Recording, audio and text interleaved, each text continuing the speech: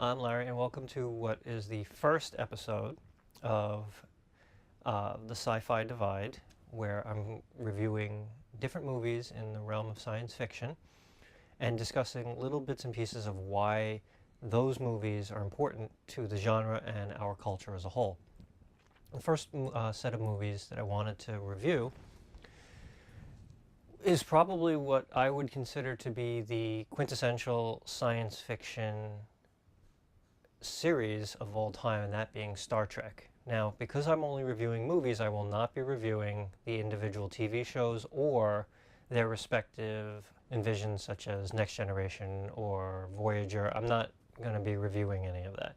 I am going to be reviewing two of the Star Trek movies.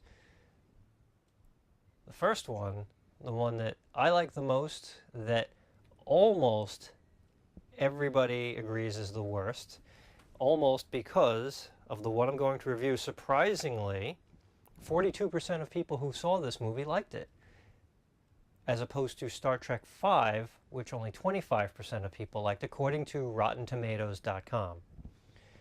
That movie would be 1979's Star Trek: The Motion Picture.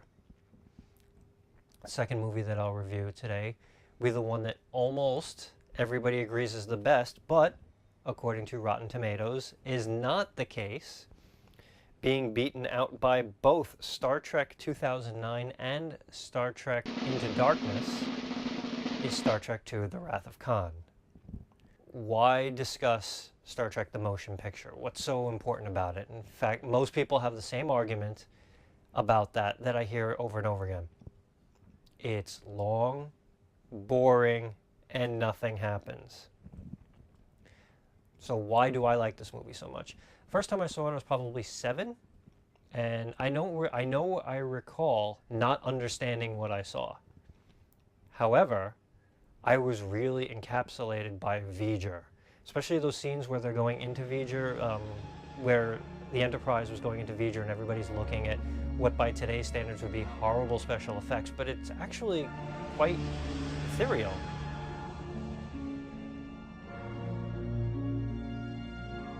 Oh, wow. Fast forward as I got older and I go back and watch that movie, and I start to learn from other Star Trek fans how much they don't like that movie, because it felt like watching a 2-hour-long TV episode, which I thought, isn't that a good thing? I mean, if you like the TV show, you should like the movie that's like the TV show.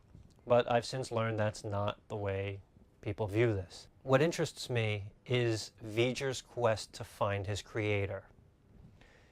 I think this is actually very important. V'ger was looking for a machine because V'ger was a machine.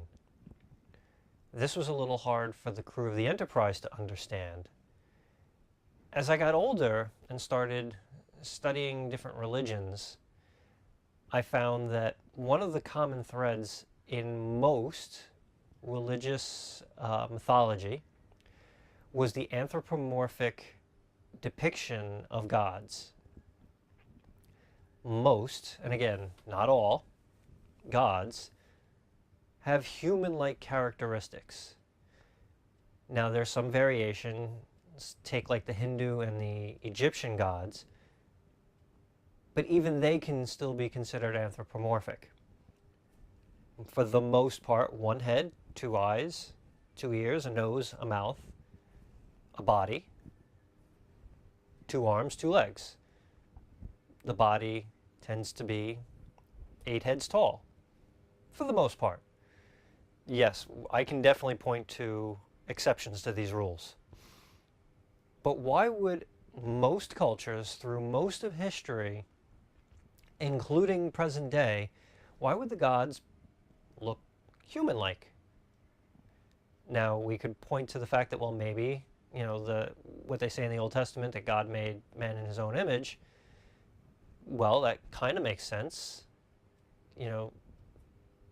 When you consider then why was V'ger looking for a machine? It would only make sense from a machine's standpoint that a machine's god would be a machine.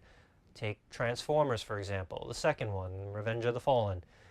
The only redeeming characteristic that I can think of in that movie that I'm bringing up now, what were the Transformers gods? Transformers. Even in the original series, the comic books, Transformers Prime, they refer to Unicron and Primus as their gods, who happen to be Transformers. Take Planet of the Apes. What was their gods? You know, I'm talking the original series and even Tim Burton's Planet of the Apes. Their gods were apes. And I'm sure there are tons of examples that I could refer to. One voice, many faces.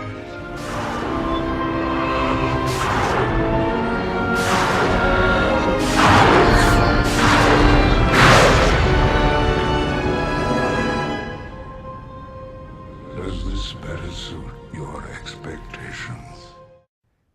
Why is this important, and why should anybody care about like the shape of your gods or the characteristics of your gods? There are two proverbs that come to mind when I think about this. The first one being, if triangles had gods, they'd have three sides. The other is, if God didn't exist, we'd have to create him. And it would make sense. We would create a God in our image. I can't see that we would create a God outside of the anthropomorphic scheme that we have. If you think about it, why would I create an insect god, or a god that is the water, or maybe the sun? Now, I don't want to turn this into a critique of religion. I don't want anybody to think that I am religion bashing here. That's not the case here. I'm simply stating that in Star Trek, V'ger's search for his god makes sense within the context of humanity's search for its gods. That it would search for something or someone, however you want to define V'ger, that was like him. And we tend to find our gods to be a lot like us. I don't have the textbook anymore. There was a class I took, Sociology of Religion, and it talked about the depiction of Jesus in different cultures. And what you find is, if you ask someone who looks a lot like me, well, of course Jesus is white. If you ask people in Asia, Jesus looks a lot like an Asian. If you look at carvings of Jesus in Native American cultures that worship Jesus, his depiction is that of a Native American. Again, I don't have the reference. I do apologize, but I remember finding that very interesting, how different cultures will depict a deity that we, and when I say we, I'm talking white Anglo-Saxon or white European descended individuals, have a certain look to Jesus, yet other cultures see it differently. I think this is all wrapped up in the idea of why V'ger was searching for a machine, and how odd it was when the crew of the Enterprise were referred to as an infestation.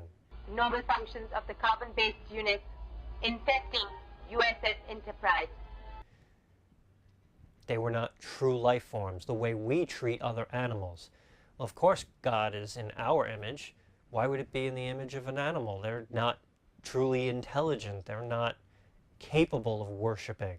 Therefore, God would obviously be like a human, because God gave humans the ability to worship, to reason, to think. All of these concepts, which bit by bit are being deconstructed, I think are important when you watch Star Trek, the motion picture.